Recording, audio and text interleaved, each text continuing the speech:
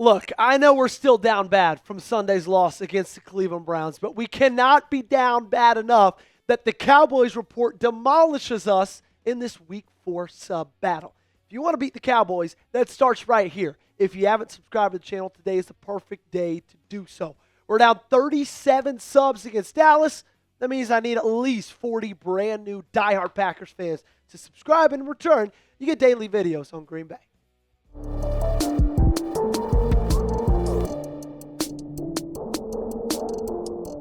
What's going on, everybody? Welcome into the Green Bay Packers Report. My name is Joey Peterson. I am your host.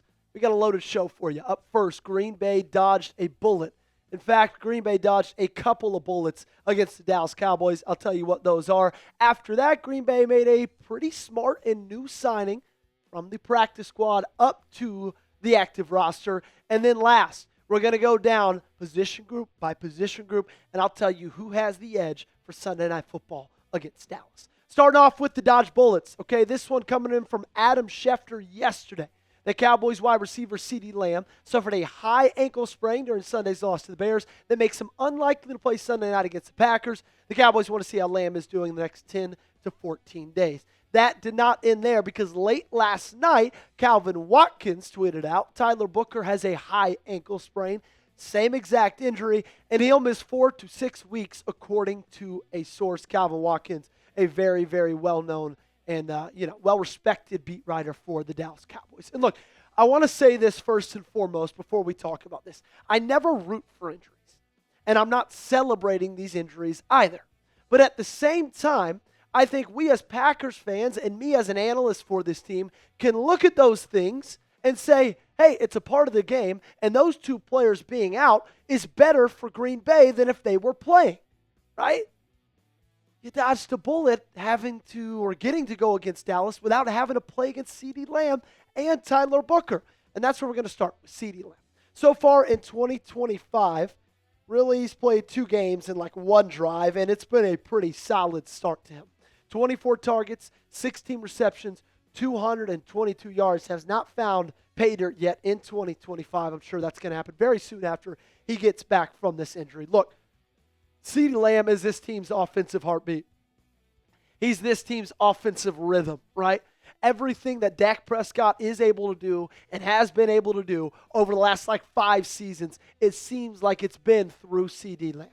And the numbers have spelled that out, man. I mean, look at last year. 15 games, 1,200 receiving yards. Look at the year before that, 1,750. The year before that, 1,360. Each of those years, triple-digit receptions. And all 3 seasons combined, 27 touchdowns. If Dallas has success on offense, it's not because of the running backs. It's not because of the tight ends. It's because of Ceedee Lamb. And now your strategy defensively going into this game is you take away Pickens, you can handle him. Because George Pickens, and we're going to talk about this in our preview, it's going to come later in the week, George Pickens is the only guy on that team and in that offense outside of Dak Prescott that strikes any amount of fear into me. Because you look at the offensive weapons outside of Ceedee Lamb, Javonte Williams, he's fine. Jalen Tolbert is now their second best wide receiver. Are you kidding me? Kevontae Turpin, sure, he can be electric from time to time, but still, now your third best wide receiver. And Jake Ferguson, yeah, he's a reception machine, but is anybody scared when Jake Ferguson has the football in the open field? Because I sure as hell am not.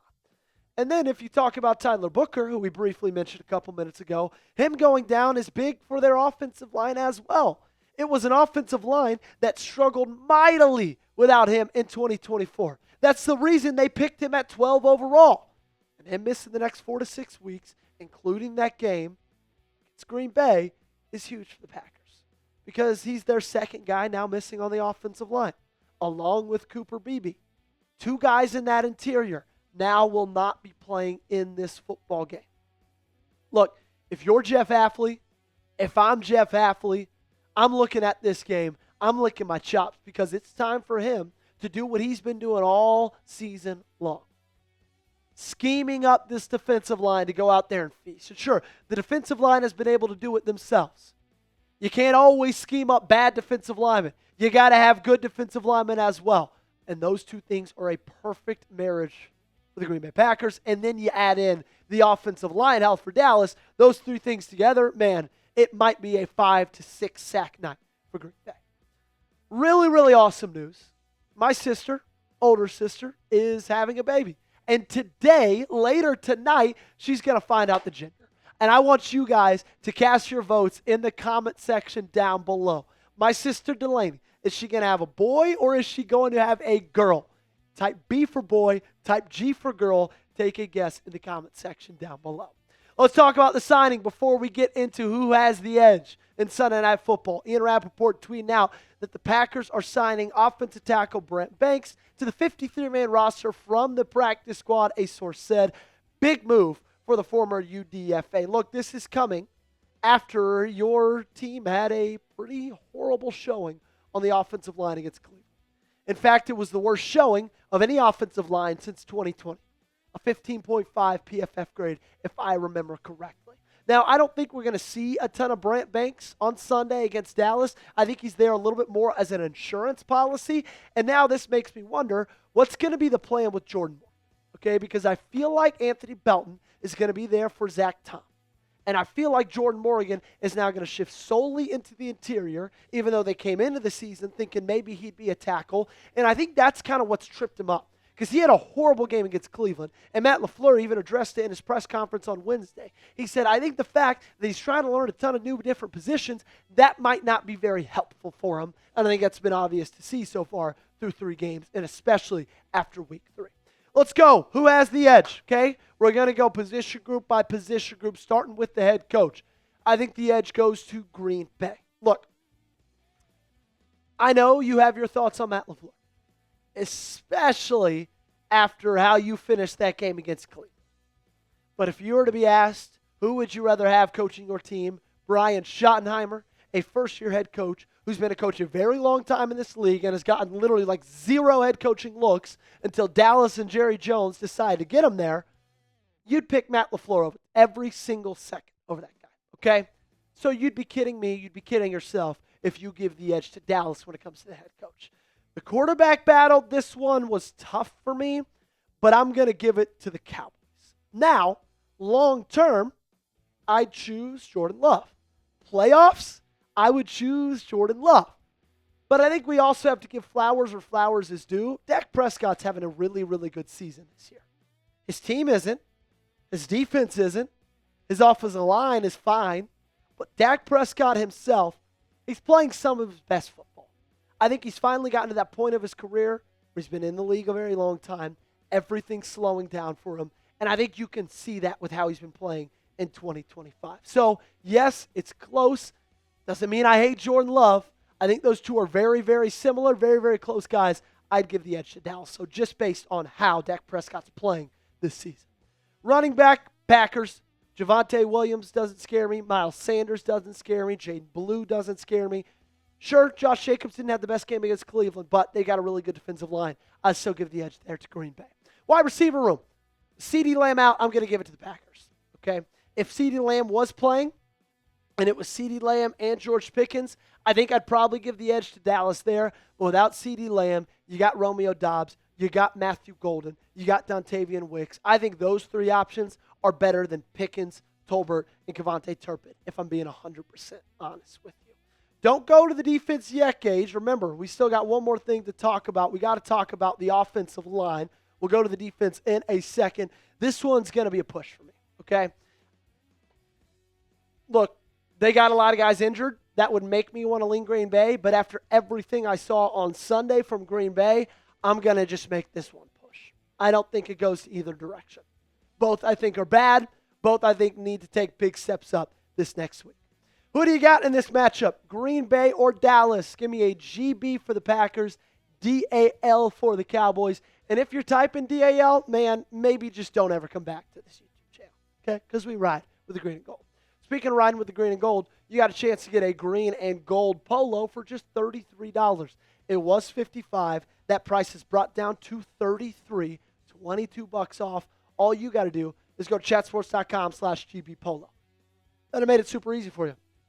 You don't even have to type out the link because I put it in the comments. I put it in the description. all you got to do is click on it. It's going to take you to it, okay? $33 for this Packers polo. You can wear it to the bars. You can wear it to work. You can wear it playing golf. You can wear it to Lambeau. You can wear it anywhere, okay? Just take advantage of this deal while it's still there. $33, chatsports.com/GBPolo. Let's go to the defensive line now. I give this one to the Packers, and it's not really even particularly close. I'd give the edge to Green Bay on the defensive line probably a bit against anybody in the National Football League except maybe New York. New York has an unbelievable D-line, and I think the Packers is second best, okay? Especially when compared to the Dallas Cowboys, who I think is probably a bottom 5 unit when it comes to their defensive line. It was already not that great, and then they got rid of Micah Parsons, and so that makes it even worse. Next up, we got the linebackers. I give this one to Green Bay as well.